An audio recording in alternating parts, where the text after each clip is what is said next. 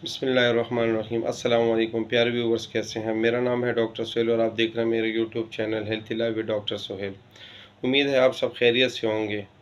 प्यारे व्यूवर्स, हमारा आज का टॉपिक बहुत ही इम्पोर्टेंट है।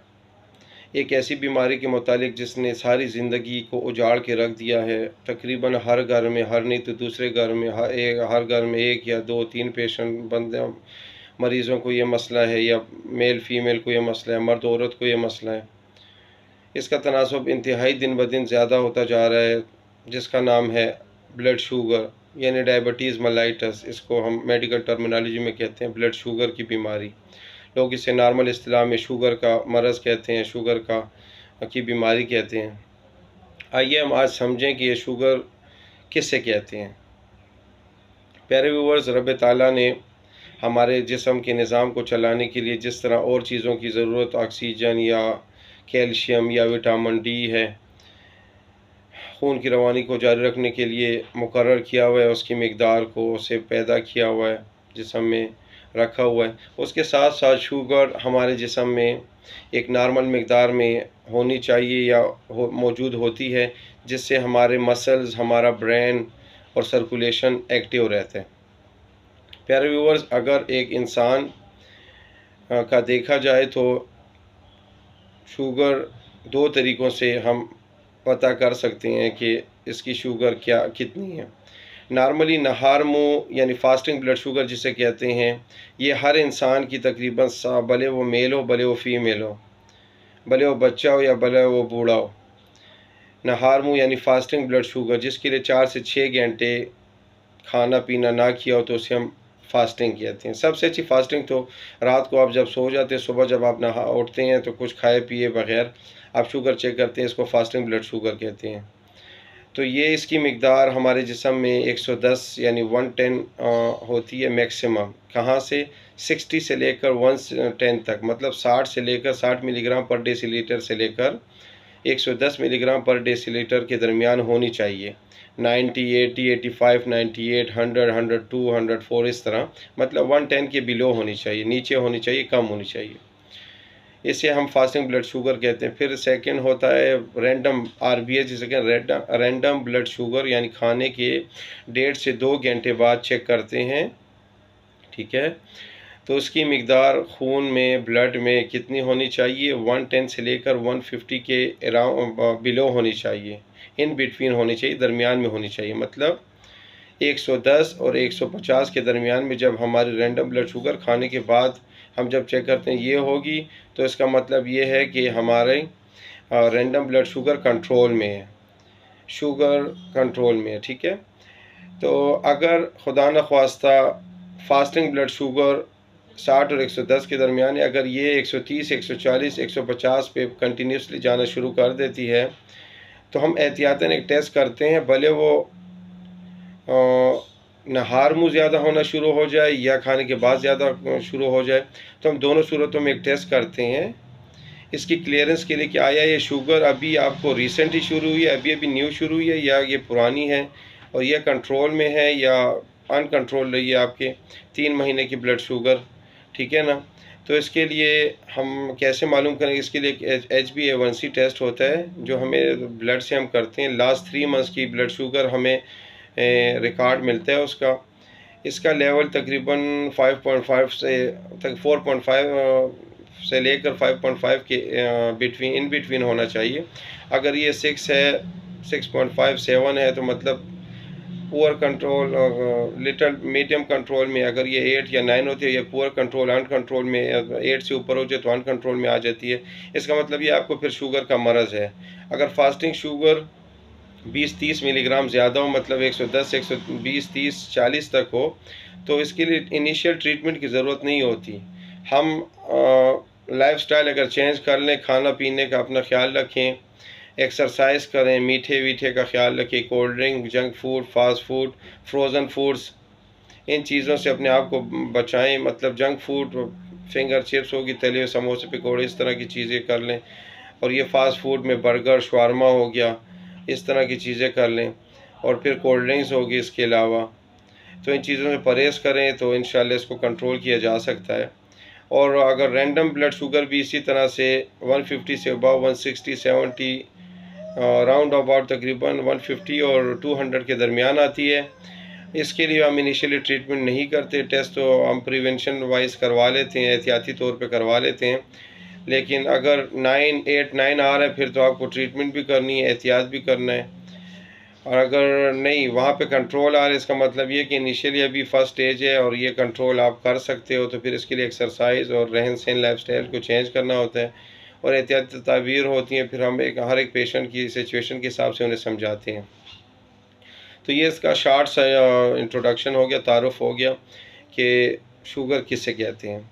अब शुगर की अलामात क्या है, हमें कैसे पता चलेगा एक पेशेंट को शुगर शुरू हो चुकी है, शुगर है किसी को। तो उसमें पहली अलामत ये है कि ड्राई माउथ या हलक का खुश्क होना इसे कहते हैं, यानी मुंह का बार बार खुश्क होना, पहली अलामत ये है। तो फिर पानी ज़्यादा से ज़्यादा पिया जाता है तो दूसरी अलामत इसमें आ जाती है कि इंक्रीज यूरिनेशन, पेशाब ज़्यादा आता है। तीसरा है भूख भी ज़्यादा लगती है। चौथा वज़न कम होना शुरू हो जाता है। पांचवा फैटीग होती है, जिस्म में दर्द होता है। छठा ये कि बेचैनी महसूस होना, जिस्म में चुभन जलन महसूस होना या पाँव के तलवे जलना, ये छठी अलामत थी इसकी। अब अलामत के बाद रिस्क फैक्टर, यानी कौन से वो लोग या कौन से वो मरीज़ जिनको ये ख़दशा ज़्यादा होता है, लोगों को ख़दशा ज़्यादा होता है कि शुगर अल्लाह ना करे इनको हो सकता है या बढ़ सकती है इनकी शुगर।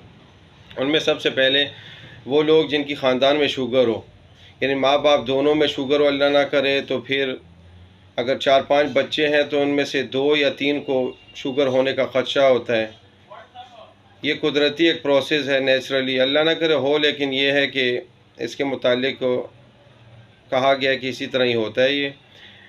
अगर माँ बाप को है 50 या 60 साल की उम्र में, अगर 50 साल की उम्र में शुगर हुई है तो फिर बच्चे को 5 या 6 बच्चों में से 2 या 3 को जो होगी उनको 25 मतलब आधी उम्र में 25 या 30 साल में अल्लाह ना करे शुगर हो सकती है। और फिर इन बच्चों के बच्चों को मतलब नवासों को भी फिर अगर इनको 25 साल में की उम्र में हुई है, ये ख़दशा हुआ है, ये बीमारी शुरू हुई है, तो फिर बच्चों में 12-13 साल में ये होने का ख़दशा हो सकता है, अल्लाह ना करे। पहला रिस्क फैक्टर तो ये हो गया कि ख़ानदानी होता है, ठीक है ना। दूसरा ये हो गया कि वो लोग जो फ्रोज़न फूड हो, मतलब तली हुई अशिया, जंक फूड, फास्ट फूड हो गए, बर्गर, शवारमा और बहुत ज़्यादा कोलेस्ट्रॉल और फैट से भरी हुई चीज़ें खाते हैं, ठंडा ठंडा पानी पीते हैं, एक्सरसाइज नहीं होती, अल्कोहल ज़्यादा पीते हैं, ठीक है ना, उनको भी बहुत ज़्यादा फिर ख़दशा हो सकता है इस शुगर बढ़ने का। तो इससे हटकर पेनक्रियाज में इंजरी हो जाए जिसकी वजह से उसके मसल डिस्ट्रॉय हो जाएं, वो भी एक बात हो सकती है इसमें। तो रिस्क फैक्टर के बाद बात आती है एहतियाती तदाबीर की, प्रिकॉशन हम क्या करें।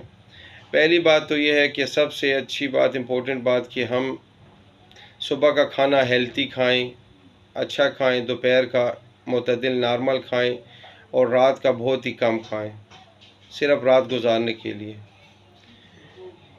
तो हेल्थी डाइट में क्या आप ले सकते हैं, बॉयल एग ले सकते हैं, ब्रेड ले सकते हैं, जैम ले सकते हैं, योगर्ट ले सकते हैं, आप मक्खन ले सकते हैं, दही मक्खन हो गया, ठीक है ना, शहद हो गया ओरिजिनल, वो ले सकते हैं आप, मिल्क शेक पी सकते हैं। लेकिन सबसे अच्छी बात यह है कि आप सुबह एक्सरसाइज, सुबह शाम एक्सरसाइज को अपना मामूल बनाएं।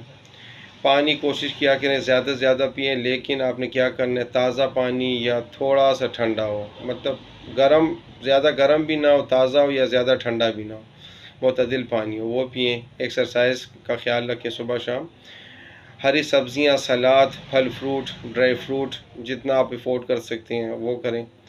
नॉर्मल घी, बेकार जो घी ऑयल जो आजकल बाज़ार में मिलती हैं, इसका कोशिश करें कम से कम इस्तेमाल करें। अगर आप अफोर्ड कर सकते हैं तो फिर तो अच्छी बात यह है कि ओलिव ऑयल, जैतून का तेल हो, या जो है ना सनफ्लावर हो, सूरजमुखी जो मक्खी का हम कहते हैं, सूरजमुखी का ये बीज का तेल, और या इससे हटकर अगर नहीं अफोर्ड ज़्यादा कर सकते फिर सरसों का तेल भी ज़बरदस्त है, लो कोलेस्ट्रॉल वाला होता है या 0% कोलेस्ट्रॉल वाला, तो वो भी अच्छा है, तो इसे इस्तेमाल करें। और बाकी फ़ास्ट फूड हो गए, जंक फूड जितनी भी हैं, तली हुई अशिया, कबाब हो गए या तिक्के हो गए, कढ़ाइयाँ हो गई, समोसे पकोड़े हो गए, तली हुई मछलियाँ हो गई, शवारमा, बर्गर, इन सब चीज़ों से परहेज़ करें। तो इंशाअल्लाह कोल्ड ड्रिंक का कम से कम कोशिश करें इस्तेमाल करें, तो इंशाअल्लाह हम इस बीमारी से बच सकते हैं, और अल्लाह न करे किसी को अगर लग गई है तो फिर वो उसे कंट्रोल भी कर सकता है।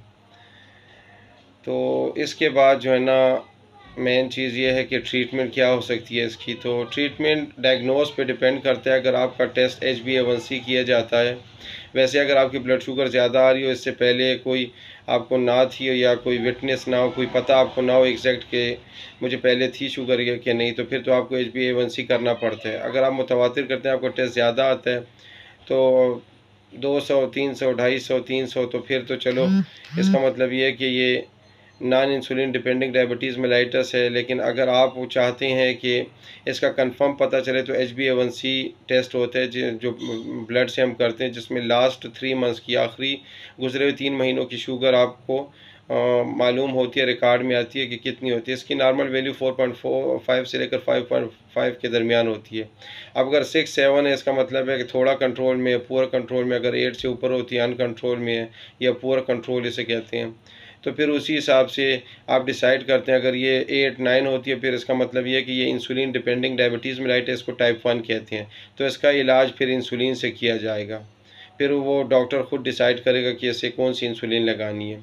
दूसरा फिर ये कि अगर आपकी शुगर 250, 300, 280, 320, 350 इस तरह दरमियान में आती है, तो फिर इसको हम ट्रीटमेंट इसकी हम मेटफॉर्मिन से, ग्लूकोफेज जिसे कहते हैं, न्यूडिपार कहते हैं, या गेटफॉर्मिन कहते हैं, उससे कर सकते हैं। या गेट्रिल एमरिल हो गई, ग्लिमिपिराइड, या डेमेक्रान हो गई, तो इससे कर सकते हैं। फिर अगर ज़्यादा बढ़ती है तो सीटाक्लोमिड और सीटामिड हो गई, ट्रिवियामिड हो गई, तो इससे हम करते हैं। तो वो पेशेंट की कंडीशन के हिसाब से होती है। तो उम्मीद है कि इंशाल्लाह को वीडियो पसंद आई होगी, और आप वो वीडियो को एंड तक देखें, वीडियो की समझ आपको आएगी। तो इंशाल्लाह वीडियो अगर आपको पसंद आती है, आप वीडियो को लाइक करें, अपने कीमती कमेंट से हमें ज़रूर आगाह करें। अपनी सजेशन भी, आप हमें एडवाइस भी, अपने मशवरे भी दे सकते हैं। हमसे कुछ पूछना भी चाहें तो आप बिल्कुल व्हाट्सएप और मैसेंजर इस नंबर पे है मेरा 031063000312 या 0310 63000312, ये नंबर है। इस पर व्हाट्सएप मैसेंजर है। आप कोई सजेशन देना भी चाहें, कुछ पूछना भी चाहें तो आप पूछ भी सकते हैं, और एडवाइस देना चाहें तो आप दे भी सकते हैं। और बाकी आप वो काइंडली मेरा चैनल सब्सक्राइब करना ना भूलिएगा, कमेंट्स लाइक करना ना भूलिएगा, और वीडियो को ज़्यादा से ज़्यादा शेयर करें, जिसका भी भला होगा इंशाल्लाह। तो आपको भी दुआएं मेरा याद रखिएगा, हमें भी, और आप अपनी दुआ में हमें याद रखिए। अल्लाह हाफिज़।